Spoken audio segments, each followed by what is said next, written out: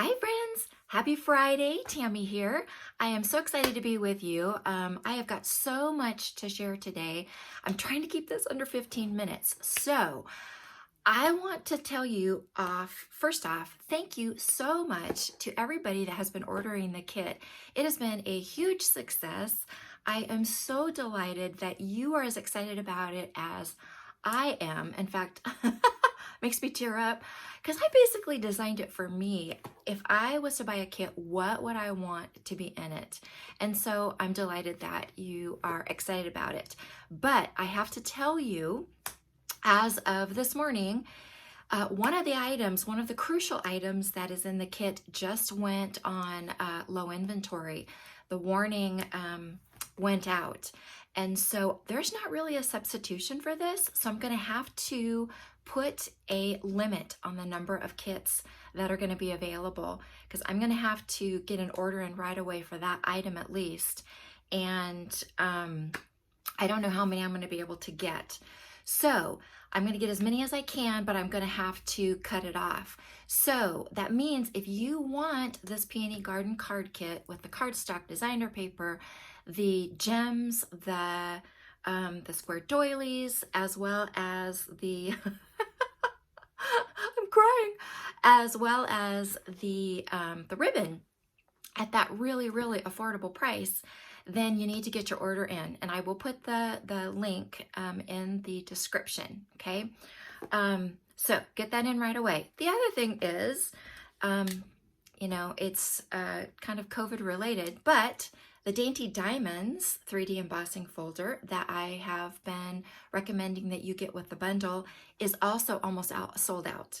So if you want to take advantage of that bonus offer, the card kit is sold separately from the prized Peony bundle and the Dainty Diamonds. There's been a little bit of confusion about that, and I'm sorry. The card kit is coming from me personally. I'm buying the product from Stampin' Up.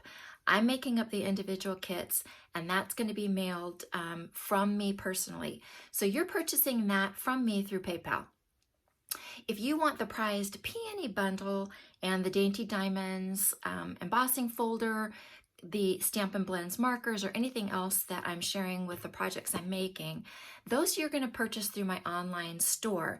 And when you use my reward code, you're going to earn the bonus day coupons, you're going to earn reward points with me, and my July gift. And I put in there the bonus offer that if you bought the bundle and you bought the embossing folder by the deadline of July 7th, I was going to put free bonus goodies in your card kit. And I will continue to do that. I will leave that open until the end, until the 7th, even though the card kits might get closed earlier than that. But if you want this embossing folder, then you're going to want to get that order into my online store probably this weekend because they're going quick.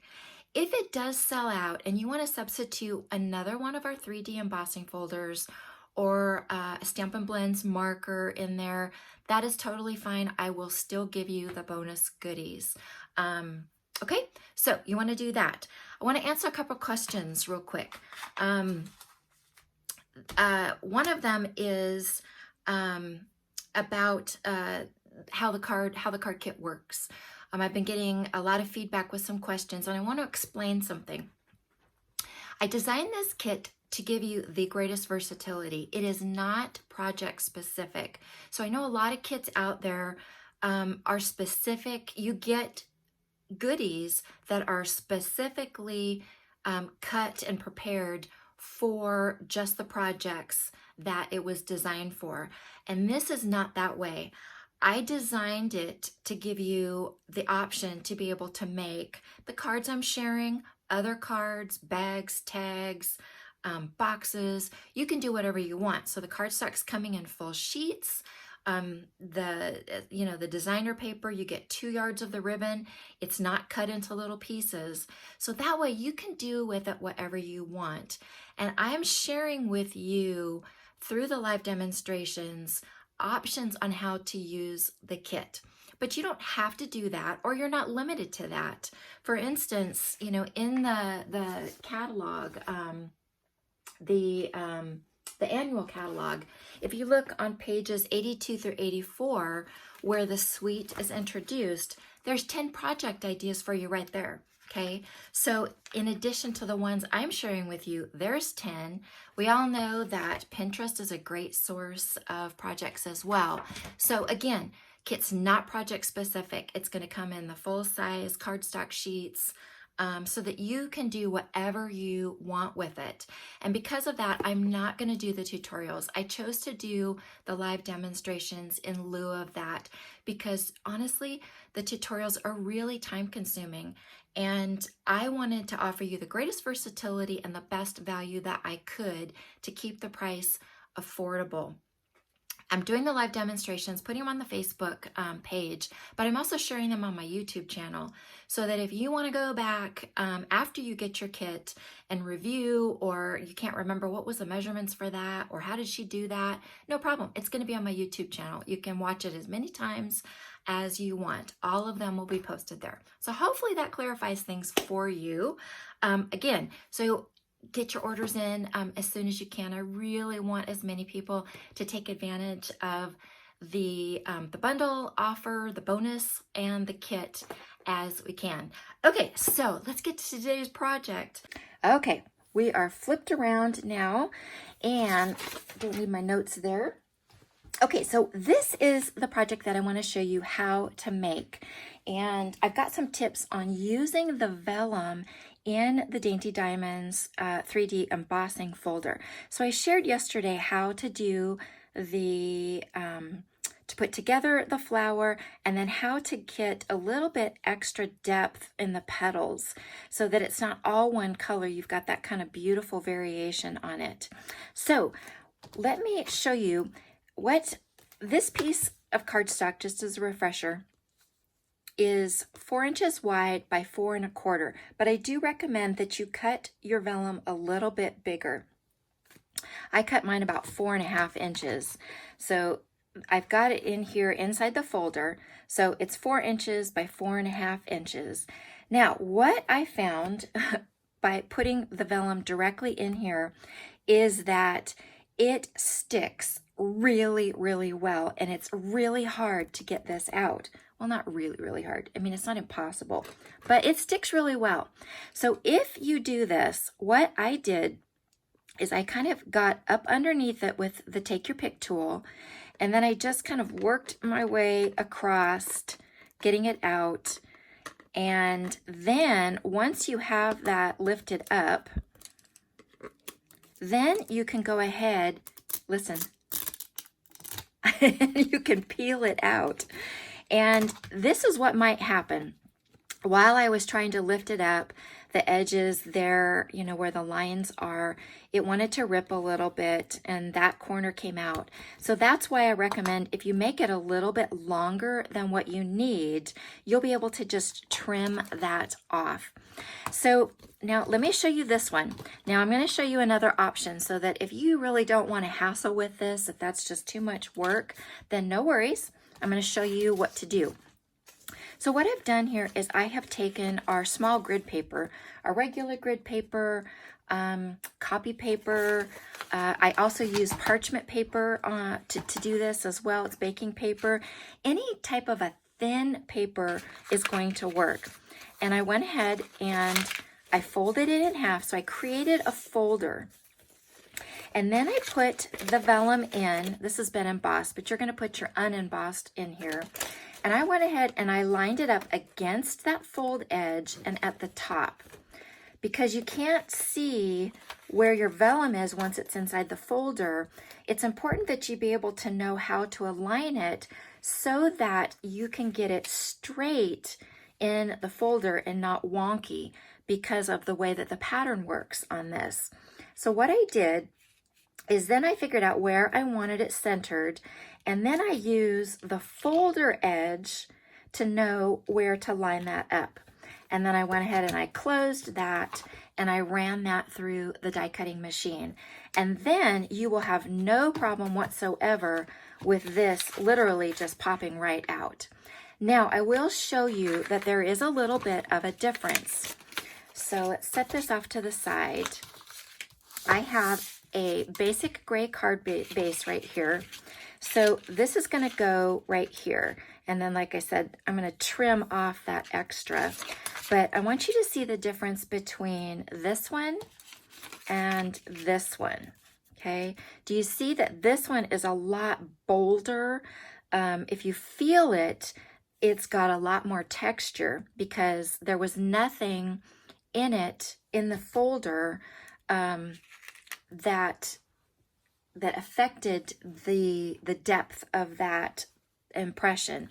Whereas with this one, that paper absorbed the pressure on both the bottom and the top. So it's a much more subtle effect, but it still is absolutely gorgeous. And so I just want you to be aware that there is a difference. So if you really like one over the other, then you know how to create both of those. Okay, so you've got this piece here. We're going to go ahead, I'm going to show you how to adhere this in a way that you won't see the glue.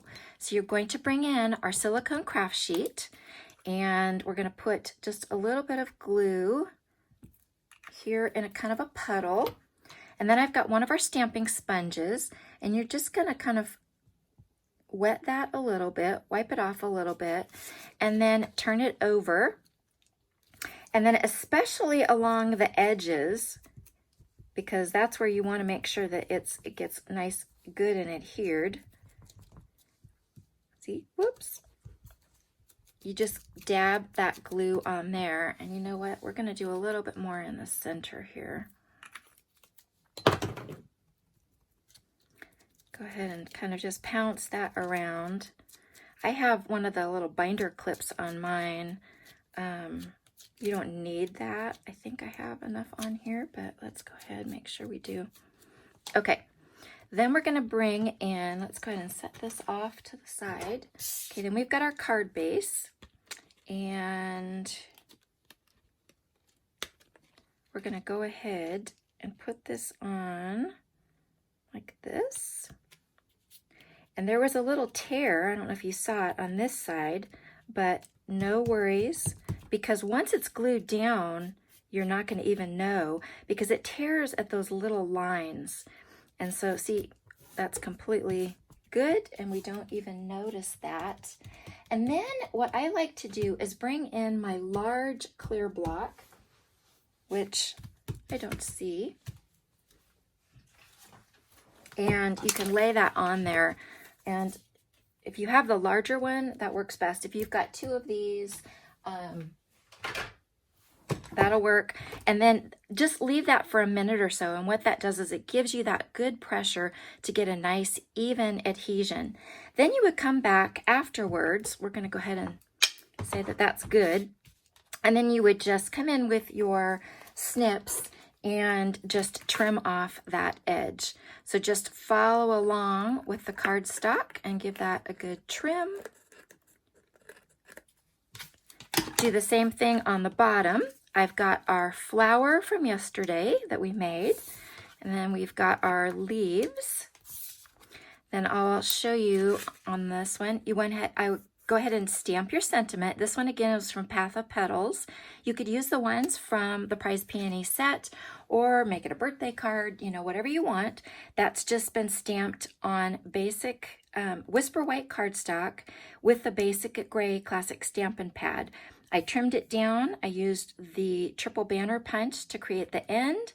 And then before I put it down, I just put a piece of, a little piece of the ribbon that's included with the kit as just kind of a fun accent. There you go, done. Super easy, quick and easy, and fun to do. Okay, so let me give you one other card sample, and it's this one right here. This is a monochromatic card. I wanted one that was really going to be quick and easy with just a simple pop of color. So what I've done, this is the gray granite cardstock. So I've created a card base with it and then applied the piece of the vellum here, and you do it just like I did here. Then I took this large flower and I stamped it on the same gray granite cardstock with the Gray Granite Classic Stampin' Pad. So same color ink on the same color cardstock, and then just ran it through the die cutting machine with the coordinating die. Go ahead and put that on there with some glue. And then I took a 6-inch piece of the ribbon and I brought in the Petal Pink Stampin' Blends marker, and you'll want a piece of scratch paper underneath this, and you take the brush tip and then just lightly just glide it over and color that ribbon. Now, if you want it darker, you just go back over it, again. And then what I did is I took the ends and you fold them in half and you cut the end, and that creates your banner. So I did that on both of the ends, folded it in half, laid that down with some of our new seal tape.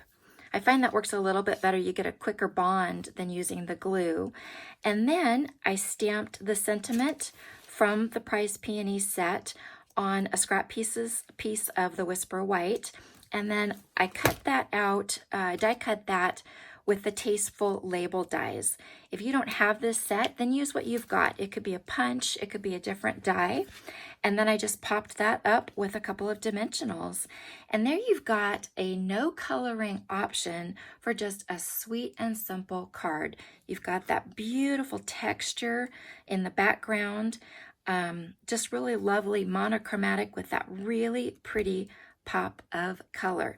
So there's 2 card ideas for you today.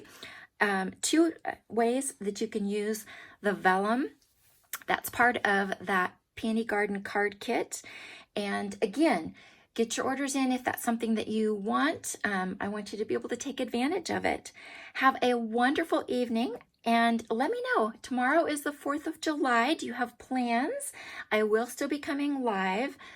For us, our local fireworks have been canceled, so there's not going to be anything going on tomorrow other than my granddaughter and my great-grandson have birthdays tomorrow, so we'll be celebrating that. But I will come back live to give you some other projects and tips. So hopefully you'll join me tomorrow, or you can catch it on a replay. But please leave me feedback if you've got questions. I'd love to hear from you. Thanks so much. See you soon. Bye-bye.